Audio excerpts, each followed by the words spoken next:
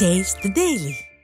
கரூர் மாவட்டம் குளித்தலை அருகே நடைபாதையை ஆக்கிரமிப்பு செய்த திமுக நிர்வாகியை கண்டித்து அதன் கூட்டணி கட்சியான மார்க்சிஸ்ட் கம்யூனிஸ்ட் கட்சி சார்பில் கண்டன ஆர்ப்பாட்டம் நடைபெற்றது. இரும்பூதிப்பட்டி அரசு நடுநிலைப்பள்ளிக்கு அருகே பொதுமக்கள் பயன்படுத்தி வந்த நடைபாதையை திமுக முன்னாள் பேரூராட்சி துணைத் தலைவர் தர்மலிங்கம் என்பவர் வேலி அமைத்து ஆக்கிரமிப்பு செய்ததாக குற்றம் சாட்டப்பட்டுள்ளது. இதனை கண்டித்து மார்க்சிஸ்ட் கம்யூனிஸ்ட் கட்சியினர் ஆர்ப்பாட்டத்தில் ஈடுபட்டனர். கூட்டணி கட்சியினரே ஆர்ப்பாட்டம் நடத்தும் அளவுக்கு விடிய ஆட்சியின் அவலம் உள்ளதாக பொதுமக்கள் விமர்சித்துள்ளனர். சிவகங்கை மாவட்டம் திருப்பத்தூர் மற்றும் சுற்றுவட்டார பகுதிகளில் சூறைக்காற்றுடன் கூடிய மழை பெய்த நிலையில் மின்கம்பிகளின் மீது மரங்கள் விழுந்ததால் மின்சாரம் துண்டிக்கப்பட்டது. மின் வாரியத்தினரின் அலட்சிய போக்கால் மின்கம்பங்களுக்கு இடையூறாக உள்ள மரங்கள் வெட்டப்பட்டதால் அவை முறிந்து மின்வெட்டு ஏற்பட்டதாக பொதுமக்கள் குற்றம் சாட்டியுள்ளனர். விடிய ஆட்சியில் நீண்ட நேரமாக நீடித்த மின்வெட்டால் கடும் இன்னலுக்கு ஆளானதாக பொதுமக்கள் கண்டனத்தை தெரிவித்துள்ளனர். மயிலாடுதுறையில் அடிப்படை வசதிகளை நிறைவேற்றாமல் மாவட்ட நிர்வாகம் அலட்சியம் காட்டி வருவதால் மிகுந்த அவதிக்குள்ளாகி உள்ளதாக பொதுமக்கள் குற்றம் சாட்டி உள்ளனர்.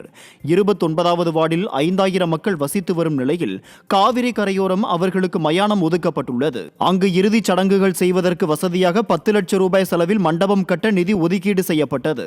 ஆனால் ஓராண்டுக்கு மேலாகியும் கட்டுமான பணி தொடங்கப்படாததால் உயிரிழந்தவர்களுக்கு இறுதிச் சடங்கு செய்ய முடியாத நிலை ஏற்பட்டுள்ளது. இதனையடுத்து அப்பகுதி மக்கள் தற்காலிக பந்தல் அமைத்து இறுதிச் சடங்கை செய்து வருகின்றனர். பொதுமக்களின் துயரங்களை போக்கும் வகையில் மயான மண்டபத்தை விரைவாக கட்டித்தர வேண்டும் என கோரிக்கை எழுந்துள்ளது.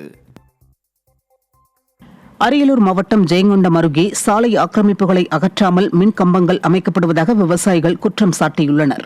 உட்கோட்டை வழியாக ஆயுதக்களம் வரை மின் கம்பங்கள் அமைக்கப்பட்டு வரும் நிலையில் சாலையோர ஆக்கிரமிப்புகள் அகற்றப்படவில்லை என குற்றம் சாட்டப்பட்டுள்ளது. மேலும் தாழ்வாக மின் கம்பிகள் அமைக்கப்படுவதால் விவசாய பயன்பாட்டு வாகனங்கள் செல்ல இயலாத நிலை உள்ளதாகவும் கூறப்படுகிறது. இதுகுறித்து விளக்கம் கேட்டால் திறனற்ற திமுக அரசின் அதிகாரிகள் மிரட்டல் விடுப்பதாகவும் விவசாயிகள் வேதனை தெரிவித்திருக்கின்றனர். ரெண்டு பக்கம் சாலை 7 மீட்டர் நாங்கள் 3 மீட்டர் கூட இல்லாத அளவுக்கு இருக்கு. தார் சரம்பு நெருக்கி வந்திருக்கு. இதை அளந்து கொடுக்கணும்னு சொல்லி நாங்கள் கவன ஈர்ப்பு ஆர்ப்பாட்டமும் ஒன்று நடத்தினோம். கவன ஈர்ப்பு நடத்த எந்த விதமான நடவடிக்கையும் இல்லை. பார்த்தீங்கன்னா அந்த மின்கம்பம் நட்டுட்டு வராங்க. 2 பக்கமும் மின்கம்பம் நட்டுட்டு வராங்க. ரொம்ப நெருக்கடியான உள்ள பாதையில். இதனால் இங்கே விவசாயிகளுடைய பாதிப்பு மிகவும் பாதிக்கப்படுறோம். இதனால் பார்த்தீங்கன்னாக்கா கரும்பு வண்டியோ வைக்கோல் வண்டி எதுவும் எதிர்த்து வர முடியாத சூழ்நிலையில் நாங்கள் இருக்கிறோம். இப்போ இதனுடைய நடவடிக்கை எடுத்து கேட்டோம்னா உயரழுத்த மின்சாரம் வருது, இப்போ தள்ளி போடுங்க கேட்டோம்னா ஒரு மேலே நடவடிக்கை எடுப்போம் அப்படிங்கிறாரு ஈபியினுடைய அதிகாரி.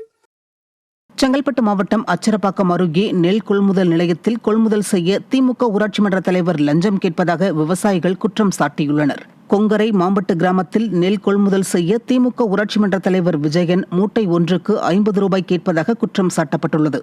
அலங்கோல ஆட்சியின் மற்றொரு அவலமாக விவசாயிகளிடம் லஞ்சம் வாங்கும் அராஜகம் நடைபெறுவதாக அப்பகுதியினர் வேதனை தெரிவித்திருக்கின்றனர்.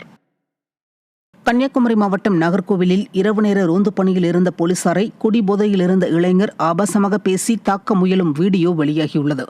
மரவன் குடியிருப்பு பகுதியில் ரோந்து பணியில் இருந்த காவலரை அங்கு நின்று கொண்டிருந்த போதை ஆசாமி ஆபாச வார்த்தைகளால் பேசி தாக்க முயன்றுள்ளார். அங்கிருந்த பொதுமக்கள் போதை ஆசாமியை அங்கிருந்து அழைத்துச் சென்றனர்.